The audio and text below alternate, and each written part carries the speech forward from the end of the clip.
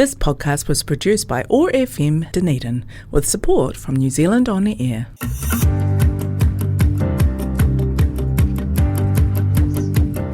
Welcome to What's News Dunedin, the radio show that spawned from the 24,000 plus strong local Otipoti Dunedin What's News Dunedin Facebook group. The group has been putting back into social media since 2020 with respectful adult debate and a sense of humour. I'm your host Richard Knights. On today's show we're talking to our wonderful guest, the glorious, magical, spectacular Terry MacTavish, who will be telling us a bit more about themselves as what they do, as well as helping us look back at the posts that generated the most interactions over the past 7 days on the What's News Dunedin Facebook group. Those posts this week are Waka Kotahai, seeking feedback on digital driver's licence and digital registrations, the Glamis Hospital finally being demolished after many years of neglect and controversy, and the Green Party announcing a policy to create a nationally owned power company. Welcome to the show, Terry. Hello, Richard. Welcome to you too. Good to have you here. I don't know if you remember my What's News Dunedin Facebook group, and you don't have to be on the show. But what we have on a Monday is something called a Punday Monday post. Now, what that is we get our group members to bring their best puns, their best jokes to the page, and whoever gets the most laugh reacts gets the joke read out on the show on Friday. So we're going to start with that to ease you into the show nice and easily. And that pun of the week is, the man who invented the zip fastener was today honoured with a lifetime peerage. He will now be known as the Lord of the Flies. Oh. Now that one is quite clever. Exactly. So, and again, before we go and start talking about the news of the week, what we do have is that we have my 3 pop questions. So this is all my guests that come on the show get asked 3 questions that just hopefully just ease them into the process of the show. So the first question is around cream teas. So where you have a scone, you have jam, you have cream. The eternal question is, what goes on the scone first, the jam or the cream? I'm the sort of person who hates to be fixed into anything, so honestly I tend to alternate. You alternate. Strangely, we had someone alternate the other day as well. And I haven't, in the 3 years I've been doing the show, I've never had an alternator. Now I've had 2 in the space of about 4 weeks. Oh, well, look at that. We should form a little support group. Well, you couldn't you? Like, you could be the chairperson, and then you just invite people around. Like, 1 week you've got the jam first, next week you've got the cream first, and then, and away you go. If I had a preference, it's for the cream first because it sort of melts into a warm scone in a rather seductive manner, and then you just put a very little bit of jam on top. See, I'm the other way, you see, because I'm my science brain. I mean, and you're a creative sort, so my science brain says you can't spread jam on cream. So you have to have the jam first so that you can then spread the cream on the top. That's my way of doing it. Of course, but it's foolish because actually you can just put a little dollop of jam on the top. You don't try and spread it. Yeah, see, I'm not a dolloper. I'm not a dolloper. But that's, again, each to their own. If we were all the same, the world would be, it would be very dull. Would be a very dull place. Now, second question is, who is your favourite Teenage Mutant Ninja Turtle? Now, you might not know all the names, but that's... I'm actually a little bit old for those, I was never a kid at the time that they were madly fashioned, but of course I knew about them. And of course it took me a long time because I actually was introduced to all of the Italian painters first. I'm with you, because they are all Renaissance painters. Exactly right. And I always had a bit of an affection for Donatello, but you see, that's as an artist. That's got nothing to do with the actual turtles. But that's a good answer. There's no bad choices with the turtles. Oh, good. They're all good. Donatello is just as good as anyone else. Yeah. So now the final question is a thinker. Okay, so it's a would you rather. So would you rather be brought back in the next life as a dog or as a cat? Oh, there's no question. My cats live the life of Riley. Absolutely wonderful. I had a dog, and she spent her time trying so hard to please me, and the cats never bother. I'm the same. I've got cats and dogs, and I just look at the life that my cats have, and I think, yeah, I'd like some man slaves as well. Just some servants to just staff. Just to do absolutely, because cats they do that. They say dogs have owners and cats have staff. That's it. My cats definitely have staff, and also I just like the thought that I could just, if I want to, just turn around and just show my bum to people, and no one's going to go, oh, Richard, don't do that. Everyone just goes with the cat. Who just goes, oh, yeah, they're telling me what they think, you know.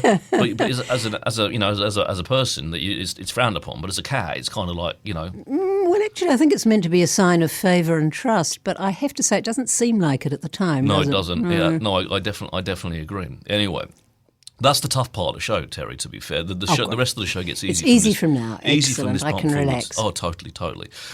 Now, we're going to go back and talk about the 3 topics of the week. So there's lots of stuff that goes on in the news. We just pick out the 3 subjects that kind of get a lot of reaction on the page. And one of them is Wakakatai, NZTA, asking now for feedback around digital driver's licences and digital registrations for vehicles. And basically, they're asking for people to feedback and kind of give some information. Now, these are one of the ones that I'm torn on, to be fair, because yeah, great, digital everything, that's fantastic, but there's a whole load of people in society that don't necessarily have access to, digital everything, and I don't kind of see it, yeah, and. I kind of struggle with, whether it's a good thing or a bad thing, right? Because sometimes, yeah, having a physical driving license, you can lose it, you can put it in the wrong pair of jeans, there's lots of reasons why you'd want something that you've got on you that's always kind of with you. But also at the same time, do we need to go digital for everything? What would your thoughts be? If someone said to you, you're going to have a digital driver's license, Terry, what would your reaction be? I'm okay with it, I think. It takes longer. I've recently found it incredibly annoying that when I arrive at a theatre, in the past, the people on the box office would know me and just wave me in from one look at my face, and now they're saying, no, for our records, I'm sorry, we have to go through. What was your bit? And I didn't bother to copy it. Can't you just look at me and know that I'm meant to be here? So it's a wee bit the same with anything that I'm obliged to go groping through my phone for when I am standing in front of someone. I sort of feel that they should just look at me and just know immediately that everything about me is absolutely straight. Yeah, I hear that. But what about digital registration for your car, though? So rather than having that paper bit of thing that comes up in the post, you have to stick in that stupid, the bit, I never get that thing. It takes me forever, and it has to be straight for me because I've got a bit of OCD. So if that goes in wonky, it disturbs you. It does. I can understand that. Well, after all, we are already doing, I do the actual registration of it online. Yes, so do I, yeah. So the fact that they then say, right, we'll now send you something in your postbox always seems a little odd. But does a little bit, especially when they can just most people have, the people who care about whether we have a registration on our vehicles or not have access to the records that we've got that registration, whether we've got that piece of paper in the car or not, don't they? Yep. Let's face it, they do. And the same with road user charges and stuff. Even though they send me that bit of paper, they know I've paid. So even if I don't do it, the piece can go, yeah, you've already we've got record of the fact anyway. So that to me seems surplus to requirements, and I'm quite happy to not have those little stupid holders on the window anymore. I'm betwixt and between when it comes to digital driver's license, because there's a bit of me that kind of thinks like, yeah, I quite like having the physical thing. But I'm not worried that I'm not. A lot of people kind of going, well, it's just that whole, the big brother watching you knows me. I don't feel like that. I'm not worried about it in that regard. I don't think people get my data and all that kind of stuff. But I just think, is it a necessary requirement? No, but there's a cost. I guess there's a cost to the card that comes, the driver's license. But it's once every 10 years, right? So this is true. Although, Richard, it's about the only thing that you can use for identification. I've quite often had to produce my driver's licence, not as a driver's licence, but because it's got a little photo of me taken many years ago and is meant to and has your date of say birth who on I it am. and things like that. I saw quite a funny a reel on social media where the barman asked the lady behind, of course, who was asking for a beer, that says, can I see your ID? And they had it on their phone. They showed them that, so they went away and they came back with a picture of a pint of beer on their phone and went, and you kind of go, yeah, but what is going to happen in that situation? Like that's a joke, right? But our digital ID is going to be accepted by the sort of digital driving license, and then going to be accepted by the establishments that require us to produce ID as well, because that's the other side of it, isn't it? We don't just use driving license to qualify us for driving. We use it for identification for if you're young looking, like people that I'm very jealous of, going and buying beer in an off license, for example, or getting served across the bar. And something I haven't been ID'd in 30 years, but that's, That says, yes, I can understand that. We have to stop talking about digi things now, Richard. I'm not au fait with them. I have a wonderful person who comes up once a week, my IT assistant. We all need one of those. We all need one of those, Yep. and she's fantastic. She helps me with, have you been to see my mum's exhibition yet? Toitu. Now, No. you have to go and do that. That's very important. This is, if you walk down towards the transport hall, once you get through all the little kids playing, Yep. then you find there's a whole big room which is dedicated to my mother. Oh, wow. Shona Dunlop MacTavish. And not only is this fabulous room, there's a whole wall of her dancing and all of us right back to my mother's dancing on a beach in Sydney in the 1940s. Wow. When she was in her 20s with the waves crashing over her. Whole wall size. They've done an amazing job down there. Wow. And then there's even a couple of baths, one child size, with a mirror, sort of shimmery mirror beside it so that you can try out what you see mum dancing, and all of us from Dunedin Dance Theatre. But my IT assistant, Jordan, she comes up and she's been working with me on my mother's website. Oh, right. So anyone who's interested in that, that's shonadunlopmctavish.com. So, Fantastic. And we can talk about that even more so in the second half of the show as well. we have a second half. we do. I was We have- afraid we were going to be all digi, and I was just going to keep exposing my ignorance. Do not stress. We're going to get these topics, these nasty topics of the week out of the way right. very, very He's quickly. determined, people. And then- Just let him do it. Exactly, and then we'll get on to the interesting stuff, which is good. you, Terry, which is why you're here. So lovely. Second topic, the Glamis Hospital, which is a derelict building up in, I want to say Mornington, I'm not quite sure, but it's been the subject of quite a lot of angst over the years because it's been falling into disrepair. So since I've been in Dunedin for 16 years, it was never a hospital. It's been kind of derelict and empty since at least that amount of time. It's finally come down, and it was in the papers the other day, and they're going to develop it into new townhouses, I guess. So, for me, again, it's kind of a mixed feeling. I'm not a fan. Even though I'm a real estate agent, I'm not a fan of all these brand new townhouses. But it was a site that was people were vandalising it, and people were setting fire to it, and there was rats and God knows what else that was scurrying around in it. Yes, I saw news pictures. And now it's come down. Do you think that's a good thing? Or should there have been more done historically 30 years ago to make sure it didn't get to where it's got to? Yes, the 30 years ago is really important, actually. We always find out about these things far too late.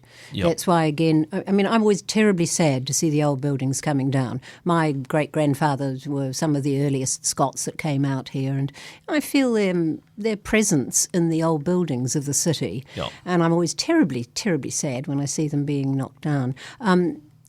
But, as you say, by the time they've fallen into disrepair, it's wasting money. They need to be noticed beforehand. Yeah. It's the same thing with, for instance, the Playhouse and the Fortune theatres. Absolutely, Especially the Fortune, which is the most beautiful building and was, of course, a Methodist church. Yes, And it was yes. lovely for the city that the Fortune, 40 years when it started off, took over that old church, which wasn't being used anymore, and made it into this beautiful theatre. But then after all those years, the Fortune Theatre was no longer fit for purpose, Yeah.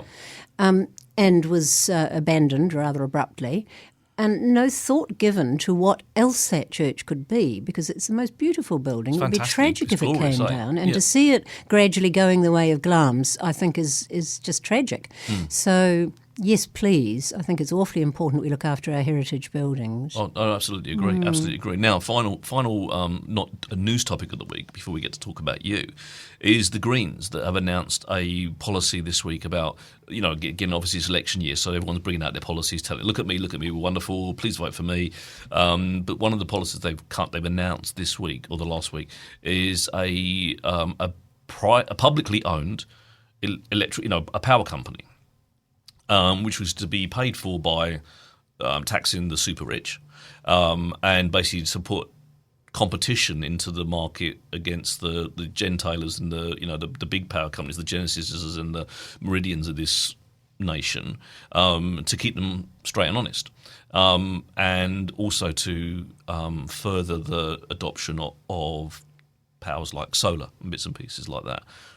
To me, it's a policy that doesn't that benefits everyone, or it seems to benefit everyone, and not disadvantage anyone, because like power has gone up. I don't know about your power bill, but power has gone up outrageous, crazy amounts in the last couple of years. But then you hear that the power companies are making $1 million a day, like in profit, and you kind of go. I think I saw last night. I think it was $3 million a day. So like every day, the power companies in combined are making $3 million of profit, not revenue, profit every single day. And then you kind of go, yeah, and I'm doing it tough. Like, I'm seeing $500, $600, $700 power bills during the winter. I'm making a choice between being cold and health, being cold and unhealthy, or being warm and healthy. Why could they be making so much? Why should they be making so much money?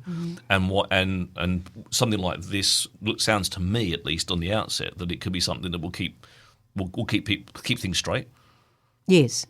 No, I absolutely agree with you, Richard, and with the Greens. I think that the power charges are obscene. Yes. I have little toddlers in my whānau, and the power bills are $800 a month. Now, it's just not possible, and you have to keep the little ones, and the old ones too, healthy. Of course you do. It's absolutely wrong. It's a crime if it's made impossible for them to be at a comfortable temperature.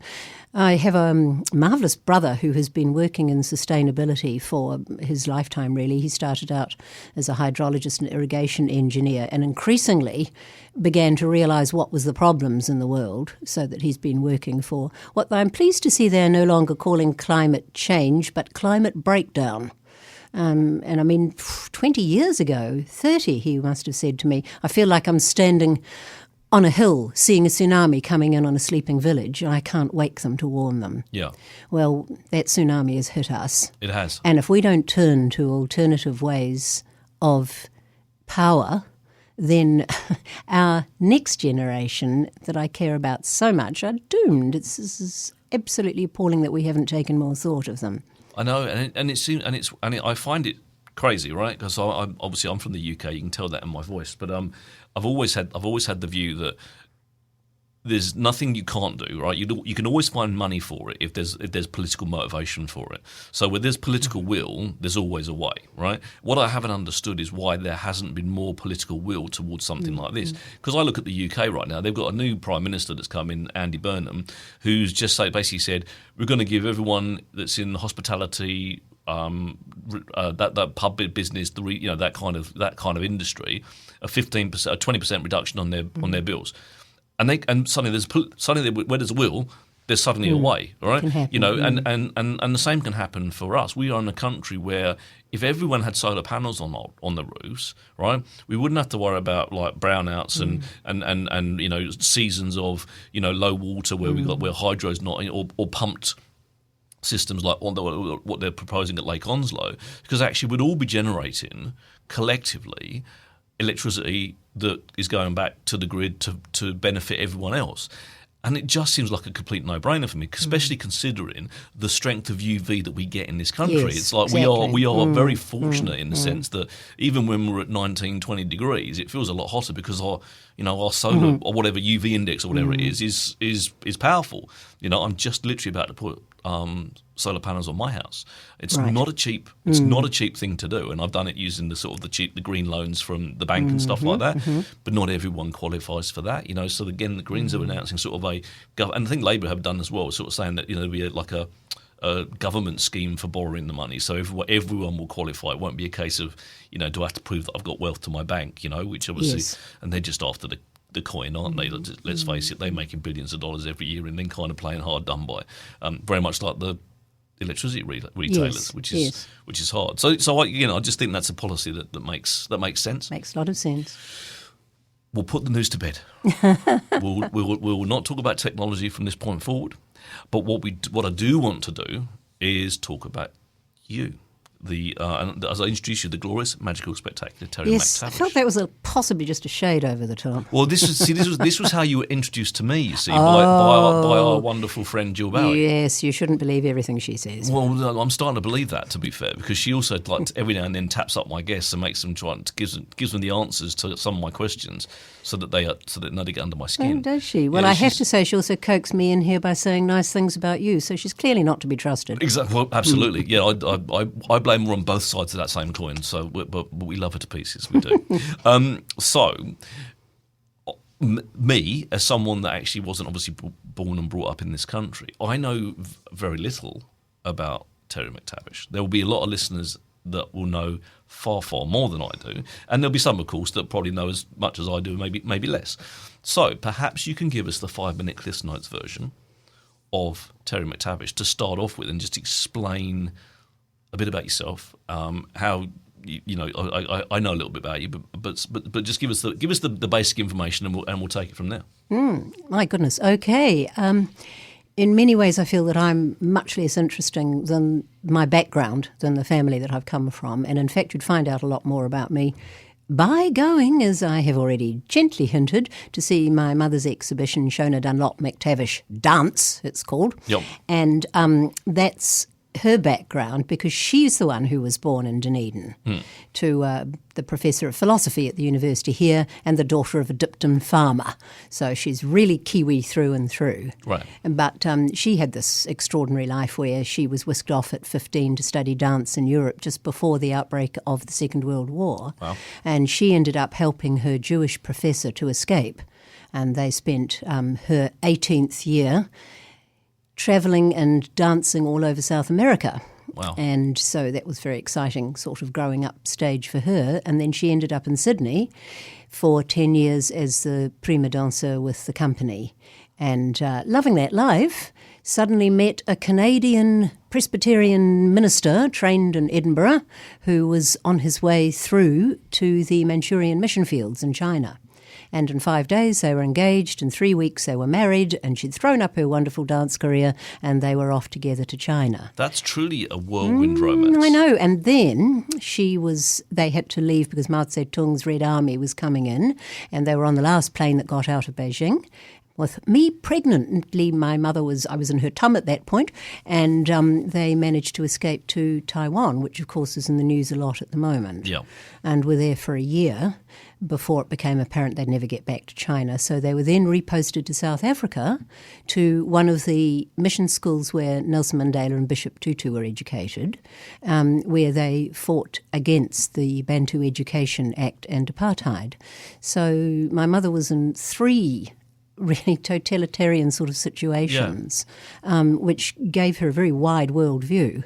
And then my father died when I was just 6. She had to decide what to do and brought us back here to Dunedin, you see, which was her hometown, and set up a studio here. And my life has been absolutely devoted to Dunedin ever since. Yeah. So you came to Dunedin when you were 6? Was that, yes, just turned 7 actually, on the 7. boat going when we all got chicken pox. What a joyful arrival in New Zealand that was, and little rat bags teasing me at school because I spoke funny and I came from Africa and there were snakes there. They called me Danger.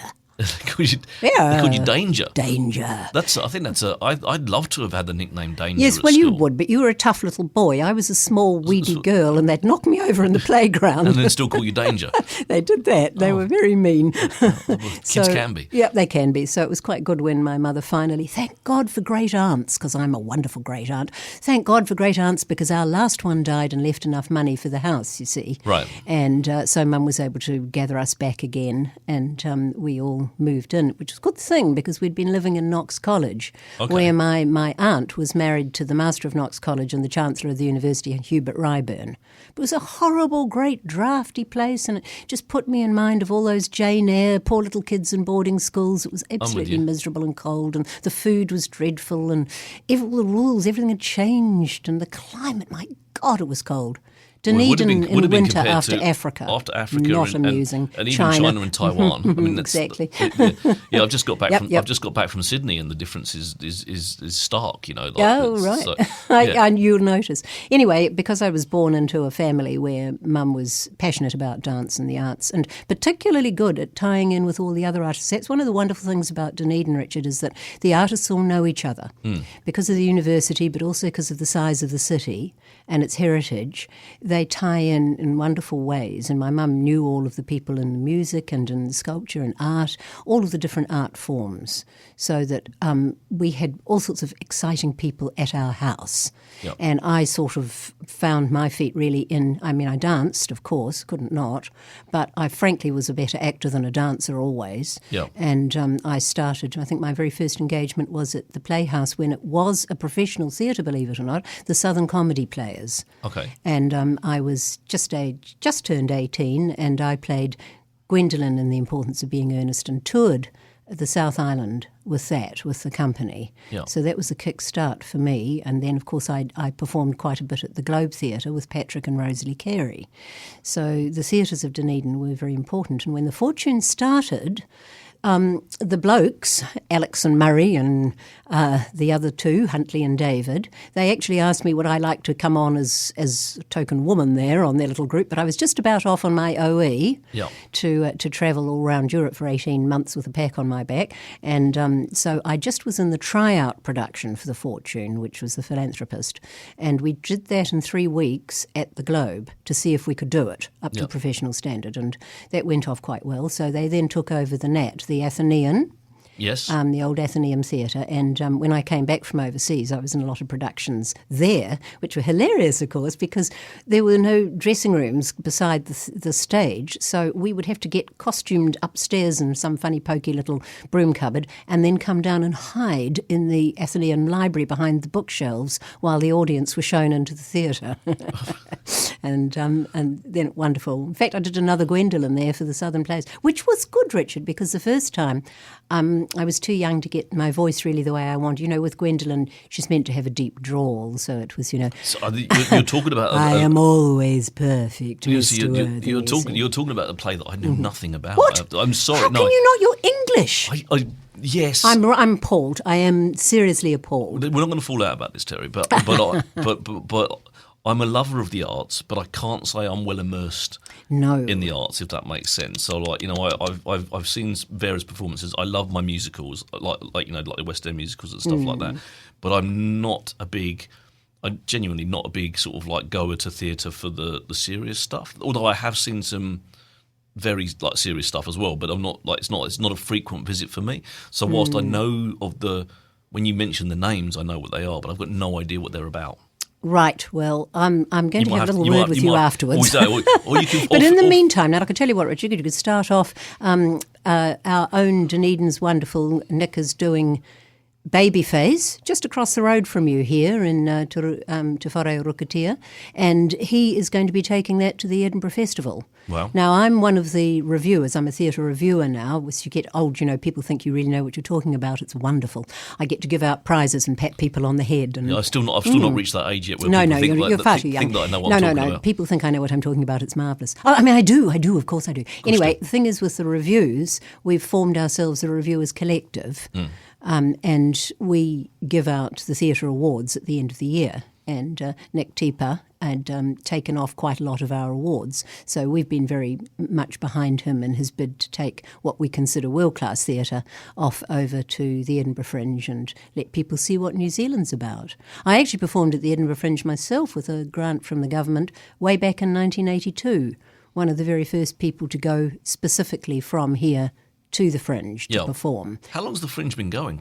Long time. It's a long time, eh? Long time. Yeah, certainly that's something I'm familiar with. Again, I'm familiar with the festival, but I can't say I've ever been. It's the wrong end of the country for me. I'm from London, and obviously Edinburgh's a little bit further north than that. But certainly it's been around for a long time. Edinburgh's one of my places of the heart, but I also love London, and halfway in between, I did my Masters in Theatre Studies at Lancaster University. I'm with you. But I managed to get a wonderful little house to live in, built in 1669. It was actually not a little house. It was Bentham Old Hall in the Yorkshire Dales. Wow. And it was a proper original building. And that's one of the things I love about the UK that I wish we had slightly more of here. I'm not leaning towards colonisation or anything like that, but our history is much newer in New Zealand. Whereas when you go to the UK, because of where it sits in the world, you could literally go and buy a house that's built in 900 AD, and it could be like literally 1,000 years old, which is mind blowing to actually think about. It is incredible. But it's a fantastic place, and I've certainly been to Edinburgh a couple of times. I've got a friend, my best mate actually comes from Edinburgh, so I visited a number of occasions. So but again, it's a beautiful city. It is. It is really wonderful. Just a beautiful and of city. course, with a surname like MacTavish, I have a feeling for Scotland. Of course you do. Yeah, I'd be very surprised if you didn't. To be completely fair. Now, listening to you talk is wonderful, because you're stitching together to me like this tapestry of like arts and creativity that's kind of running through many years. And I'm not saying that to say, hey, Terry, you're old, because you seems like you've got so many stories. So you sort of started like when you were sort of like 3 years old dancing, didn't you? Yes, yes, I did. I've had a sneaky look at your Wikipedia page, if I have to say. So, but you said your first major thing was when you were 18, right? So, is it always been theatre for you? You've done TV as well, haven't you?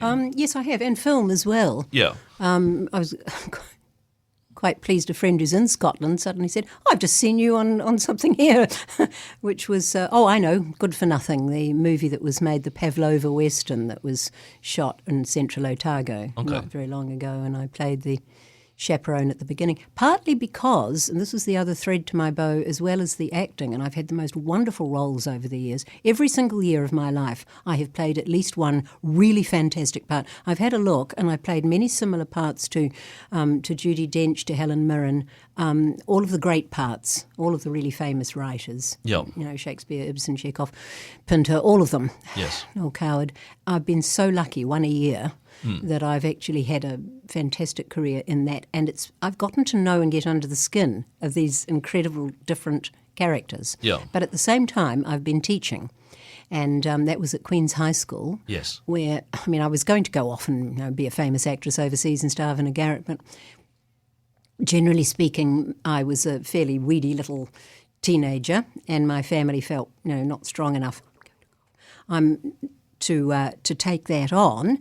So I went to Teachers College and ended up at Queen's watching Pat Harrison, who became Dame Patricia later, teaching these kids who had such guts and was so interesting that I thought, I want to do this as well. I've got to find a way to act and teach. Sorry. That's all right. So, all good. That has been wonderful, because I calculated once I've taught about 20% of the Dunedin women, if they've all stayed here. And every day when I go out into town, it's just so much my home, Richard, because always I have somebody coming up saying, hello, Miss MacTavish, do you remember me? Yeah, so it's always, and you do get that in Dunedin. That is like, again, for me, it's one of the beauties of being here. And one of the things I love so much about having come here 16 years ago is that there's rarely a day when I walk through the town and get to the point where I haven't met someone. I haven't had a conversation with someone. I haven't actually managed to just say hello or put a smile on someone's face, because actually that's the beauty. We're still city living, so we've got all the luxury of city in my mind, but we've also got the village feel. But you also, it also feels like you could literally walk out your front door and bump it's marvellous. into someone. It's marvellous. So how long? And my worlds kind of connect too, because for instance, I just done a performance over in Australia, took one of my shows over there, and I was able, as part of my company, to take a younger actress, well, even though she'd be late 30s, but I taught her way back in around 2000 or whenever.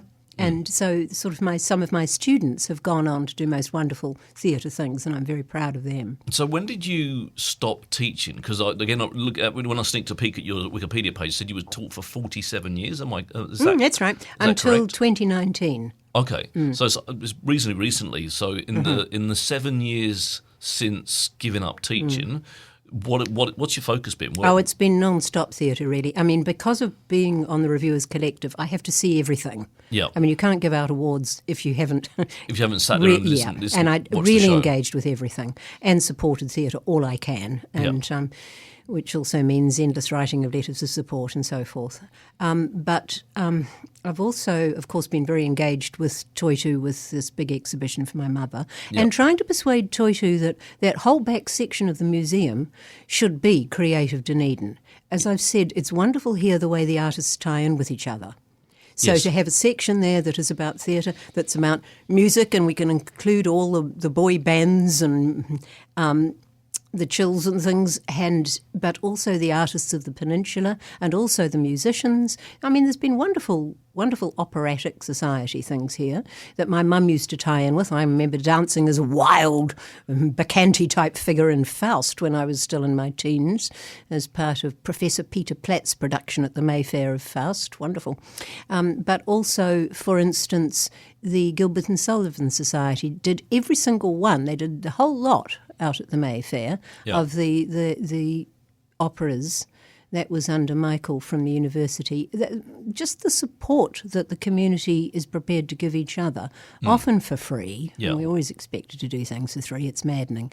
But it does mean that I think that there's a space to honour that artistic community in Dunedin. Yeah. Myself personally, I always think, and we're back to the computers again, I always think that rather than having an exhibition showing computers getting bigger and bigger and the development of washing machines, to focus on the people. Yes.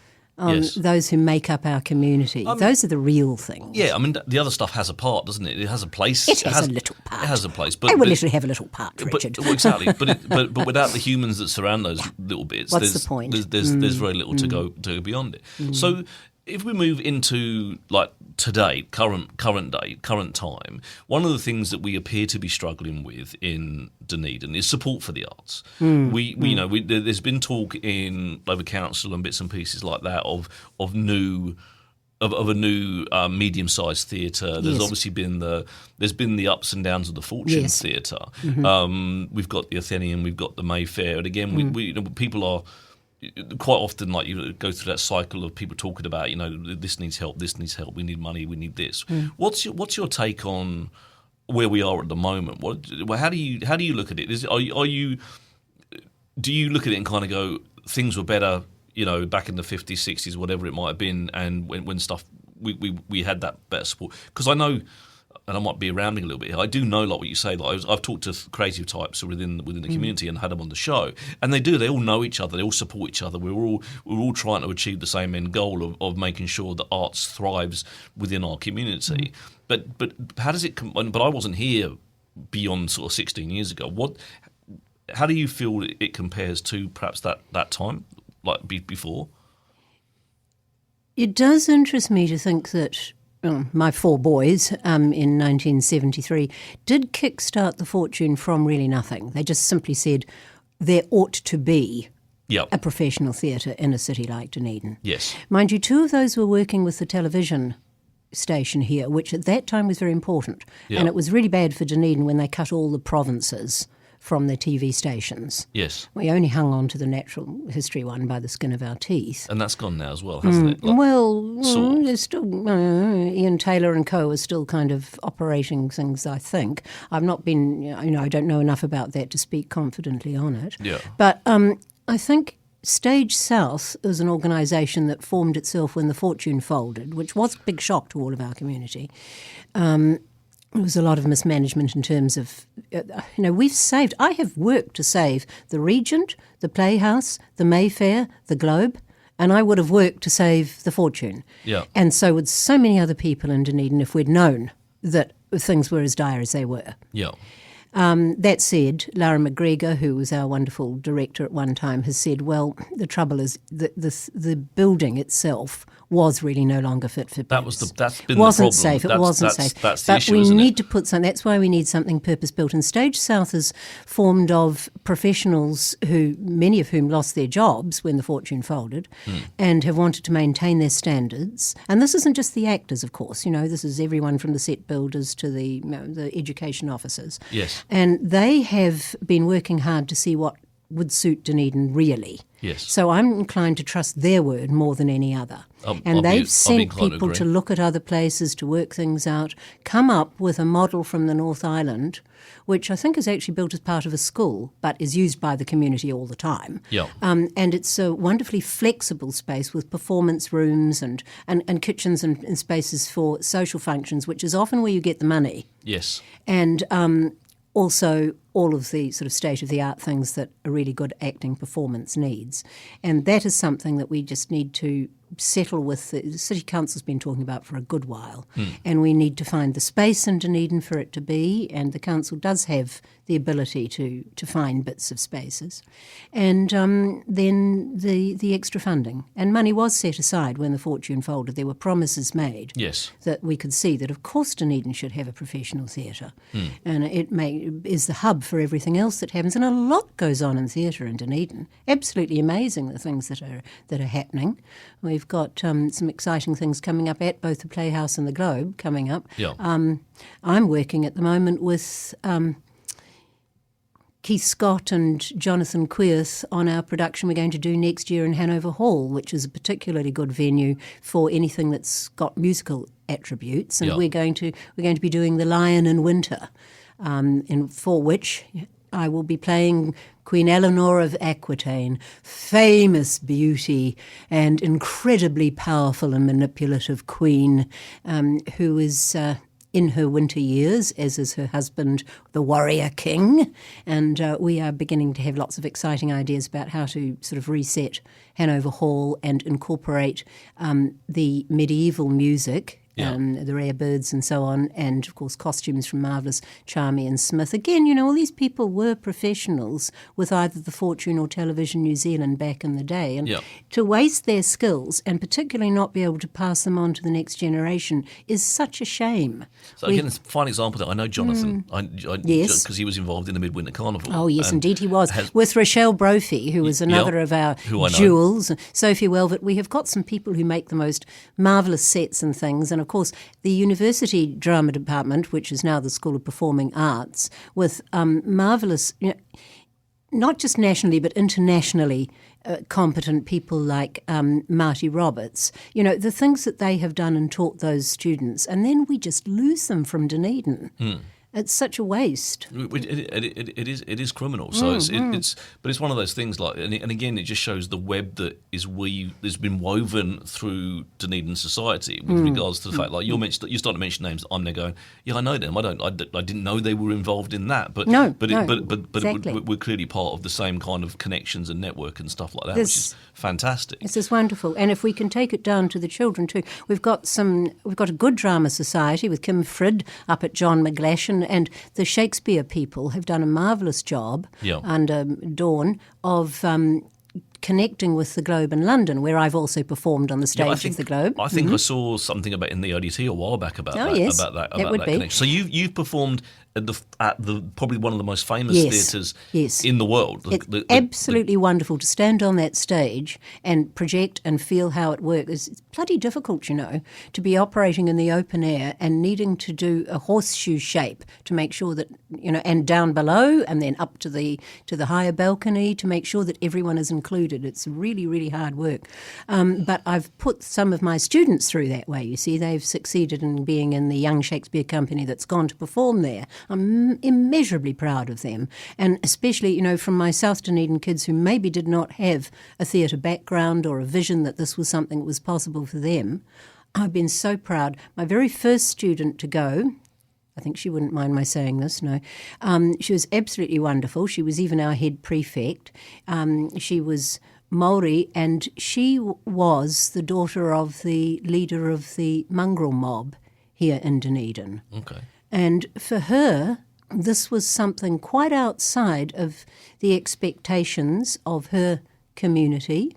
She had just 7 big brothers, all patched, tattooed members of the mob, and she was so used to people.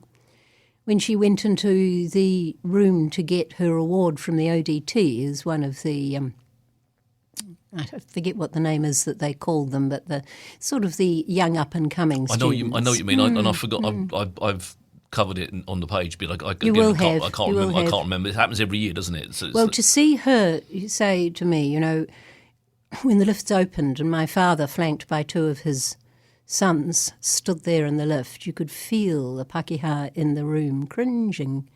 And she said, I said, is it like that for you always? And she said, pretty much. And for her to go to London to perform on Shakespeare's stage with the extraordinary support of her community, they were wonderful. You know, they immediately formed a group to support and raise money to get her there. And we had many meetings. And when she came back again, she immediately embarked on a wonderful program where she did interviews. So it was like verbatim theatre, which our university is very strong on. Verbatim theatre, interviewing people who were both perpetrators and victims of domestic violence. Wow. And then she put this into a production with other people, but she was very much a motivating factor in this. And they did a performance as part of the Fringe Festival to try and help people understand the causes and effects and break the cycle. And for that, she won the Dunedin UNESCO City of Literature Beyond Words Award at the Fringe Festival. And she would never have had the confidence and courage to be involved in something that I think was quite life-changing for many people if she hadn't gone to London with the Young Shakespeare Company, had seen herself on a world stage and realised what she had to offer, and then could come back and have the courage to say, right, now this is what we're going to try. And that's one of the things I see with regards to arts is that some people might just think it's like there's a play, I read the play, I get up and I do the play, I get benefit from it.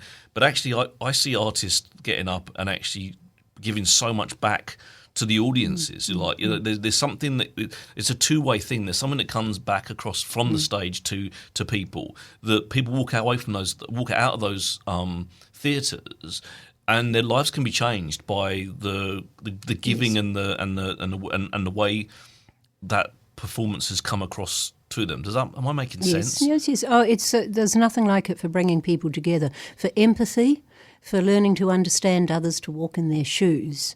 There's nothing like theatre, and that's why teaching drama was so important to me. I started teaching English because there was no such thing as drama as a subject, and every year, because Pat had a vision, I was able to sneak in one more level until in the end I was teaching exclusively drama. And then, of course, I was on the national bodies for making drama part of NCEA and for redoing the arts curriculum, although they're mucking that all around again now. But they always do. They want to change everything. Yeah. But at least it got drama established as a serious subject, something that was worthwhile. Yeah. So, and you've been honoured by the honours system. You are what are you? NZM? Yes, I have MNZM. MNZM, which is that's a member of the New Zealand Order of Merit. Okay. So that was after they stopped saying empire. It's like an MBE. Do I need a curtsy in front of you? Oh, yes, actually you do. It's really nice, and in fact, if you give me a little gentle kiss to the hand, I appreciate that. No, that's fair enough. I can manage both of those. I've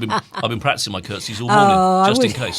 I wish you could see. I had such fun at the point where they suddenly started bringing boys over into my classes. Right. King's High began to sort of look enviously over the fence and say, "Oh, boys would like to do some of this." Yeah. And so I was extremely. I thought, they're going to muck it all up. They're going to screw up my entire program. I don't want them here. They're nuisances. They're smelly boys. Do you know that I just adored them? They were so lovely. But it did get to the point where there were 10 wanting to come over, and I said, enough. It's going to take too much. So they then started teaching drama at King's, and now one of my old students, Andrew, is a wonderful drama teacher, helped out by Sophie there at King's. Fantastic. So we're going to run out of time because we've got about 2 minutes left. But before we do run out of time, I just want to ask you. You don't have to answer this question, but if you can, there might be people out there who would be interested. You've obviously played all the theatres in Dunedin. Do you have a favourite? It's going to sound naive, but whichever one I'm working in, I tend to fall in love with. Right, all over again kind of thing. Yeah, all over again. But I do think the Globe is a most remarkable little place. Yeah. And the whole history of Rosalie and Patrick and their determination to bring different, the theatre that was contemporary, that was really exciting and just going off, and also the classics. Yeah. I mean, it's hard to believe, but they did 14 productions in their first year. Now, that's a proper rep theatre. That's one every 3 weeks. That is pretty serious. So, and would the Globe in London be your favourite international stage to have performed on, or do you have something that tops it? Well, the Royal Court has put on a lot of plays, like things like Carol Churchill's Top Girls and Cloud 9 and things that I saw there that were groundbreaking at the time, and that was pretty exciting. Yep. So I am rather fond of that, but there's nothing like Shakespeare's Globe. You feel the whole history of it all. It's so exciting to be I've never there. been. I feel embarrassed to say it in front of you. It's a bucket list thing. You need to do that because Yeah. there's no experience that quite compares. And then we all went up to Stratford-on-Avon to see where Shakespeare was born. See, I've done that. I've done that trip to Stratford-on-Avon and been up there and seen it. And there's a plaque on the wall outside his house. And There all that kind is. of stuff. There is indeed. I've done all that bit, Yep. but I haven't actually gone and watched a play at. You will be at the Globe. astonished to find that you can stand. You know, you can be in the pit, and that's very cheap. Yeah. And you think, oh God, I'm never going to be able to stand for 2-3 hours. You can. You can, and the actors are so good. You so know? engaged that you just think that you can. Any plans to give up acting in the future? I'm guessing the answer to that is a big fat no way. Oh, sorry, forgive me. Yes, no, that is hysterical. My mother was still performing. I couldn't stop her right until she was 99 and died. So Fantastic. I think it's just in the bones. We've run out of time, Terry. I get the feeling I could talk to you for the rest of the day, but thank you very much for coming on the show. Absolute pleasure. If you just sit there while I round things out, and we'll catch you sometime soon, hopefully.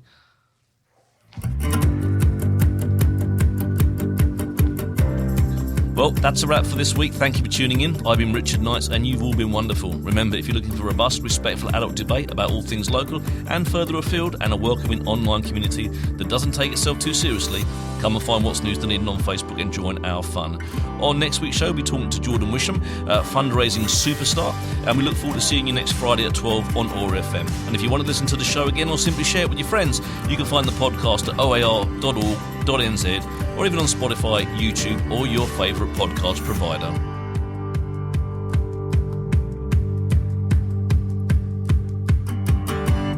This podcast was produced by OAR FM Dunedin with support from New Zealand On the Air.